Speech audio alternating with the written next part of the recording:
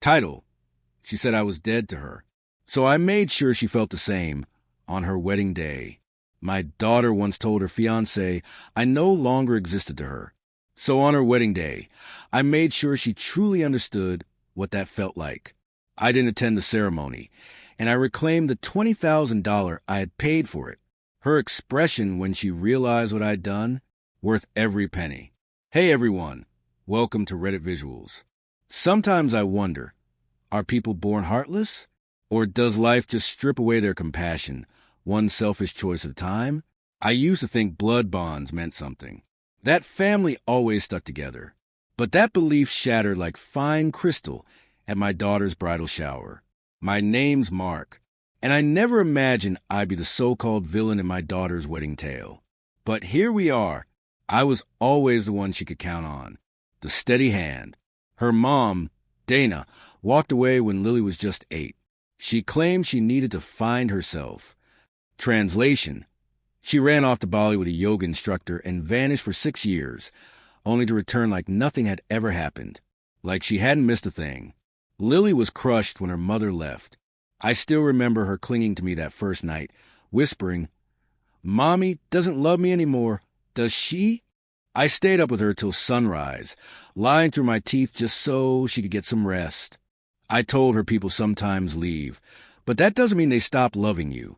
I spoon-fed her false hope just to ease her pain.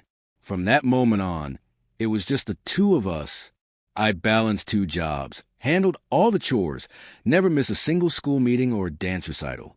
I cheered her through every heartbreak, every achievement, every college application.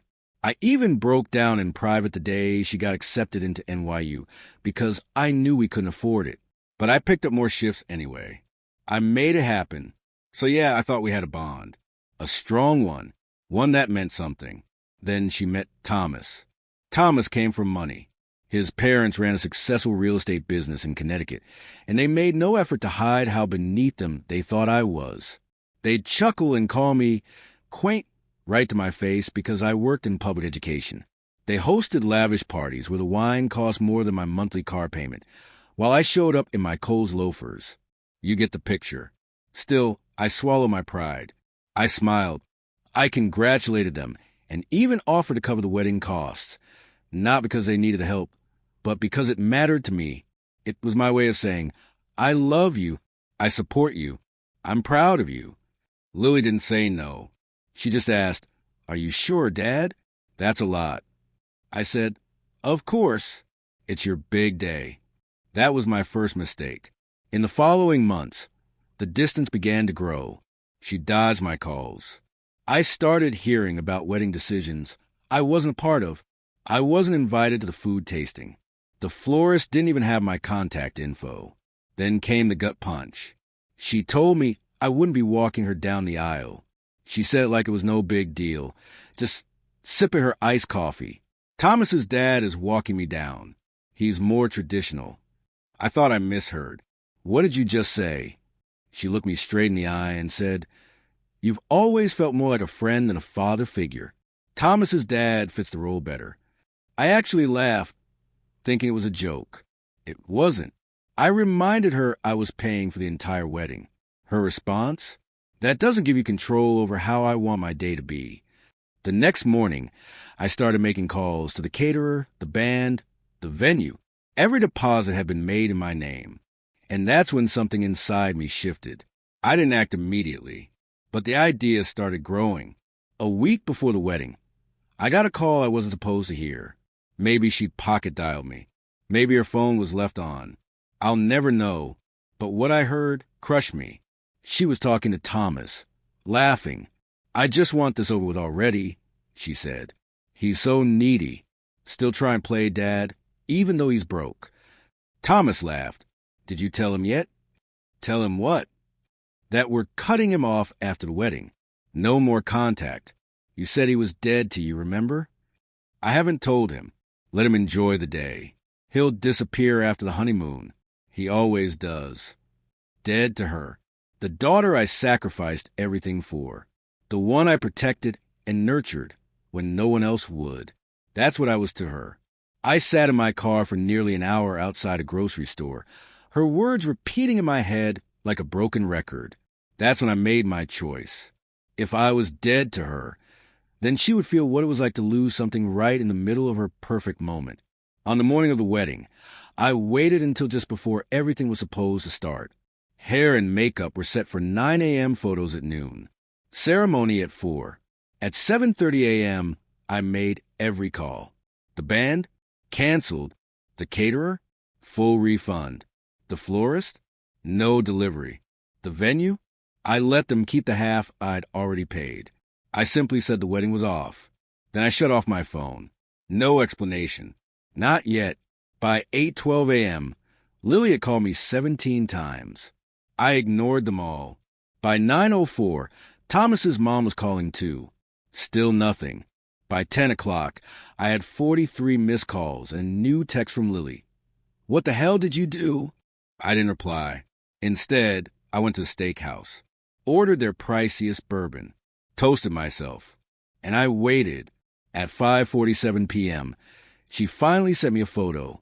She stood in the middle of the vineyard, her makeup smudged, mascara running, hair undone. Behind her, the ceremony space was barren. No chairs, no music, no flowers. Just an angry Thomas yelling into a phone, likely at the wedding planner. Under the picture, she wrote, "Are you happy now?" I didn't answer. Not that night. Not the next morning either. She kept trying. Texts, calls, even had her maid of honor reach out. A girl I hadn't heard from in 3 years told me, "Lily's falling apart. You must be so proud of yourself." Truthfully, I didn't feel proud. I felt nothing. But I finally set a boundary.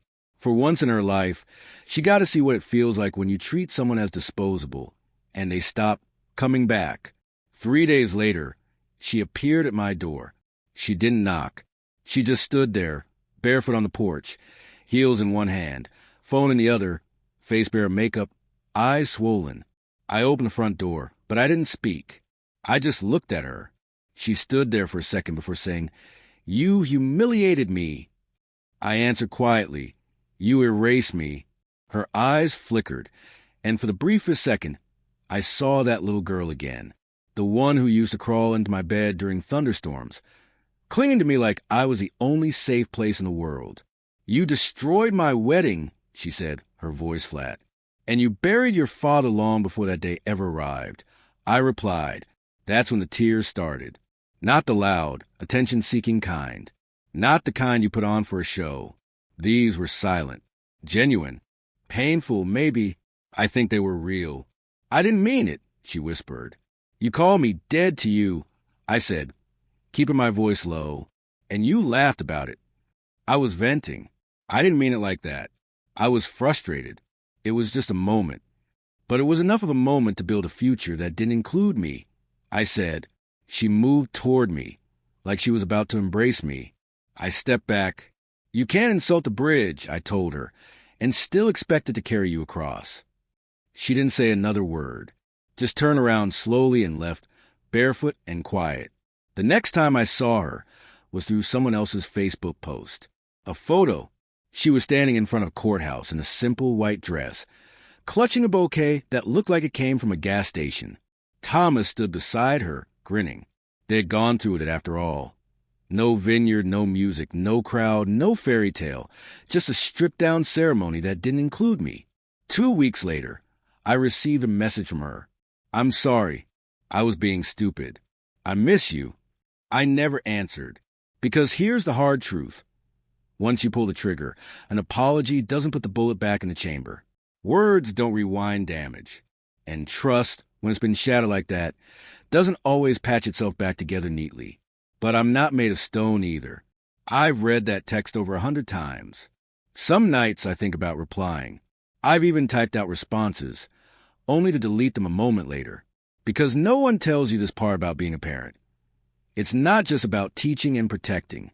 Sometimes it's about letting them fall and resisting the urge to catch them when they made it clear you were never part of their safety net to begin with.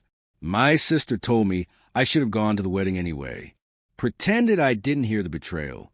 My ex-wife, who didn't contribute a cent to the celebration, had the nerve to text me and say, "That was cruel, Mark." She's your daughter. I replied with just one sentence. You left her too, just earlier than I did. Now, I know there are people online calling me heartless. I get it. It's easy to criticize a man who pulled the plug on the big day. Harder to see the sleepless nights, the sacrifices, the forgiveness I gave her time and time again. Lily wasn't always like this. There was a time she thought I hung the moon. We used to watch movies together every Friday night. When money was tight, we made pancakes for dinner. On Father's Day, she'd give me cards filled with stick figure drawings and scrawled, "I love you, Dad," in crayon. So when did I become nothing more than a bank account? That's what keeps me up some nights. Was it the money? Was it Thomas? Or was it years of watching people praise the mother who walked away while I did the heavy lifting? Was I too available? Too constant? Here's something people don't talk about. The quiet resentment that builds up in the ones who are always dependable. The ones who never get a break. Maybe I became so consistent I turned invisible. But not on her wedding day. On that day, the one designed for perfect photos and glowing captions, I made sure she remembered I existed. Even if it was just the echo of my absence. Do I regret it? Some nights, yes. Some nights I lie awake thinking maybe I should have swallowed the pain, gone to the wedding, smiled for the pictures, and let her pretend I was never hurt. But most nights, I sleep better knowing I finally drew a line in the sand, one she couldn't ignore. People always say a parent should never give up on their child. But what are you supposed to do when your child gives up on you first? Now I need your input, Reddit visuals. Was I wrong for what I did? Should I have kept quiet, let her step over me one more time just to keep the peace? Or was this the one time I was finally justified in standing up for myself, even if it meant blowing up her perfect day? Let me know your thoughts in the comments below. I really want to hear what you would have done. And if this story resonated with you, please like, comment, and subscribe to the channel. Hit the bell icon to never miss another one. Your support helps keep these stories coming. Thanks for watching.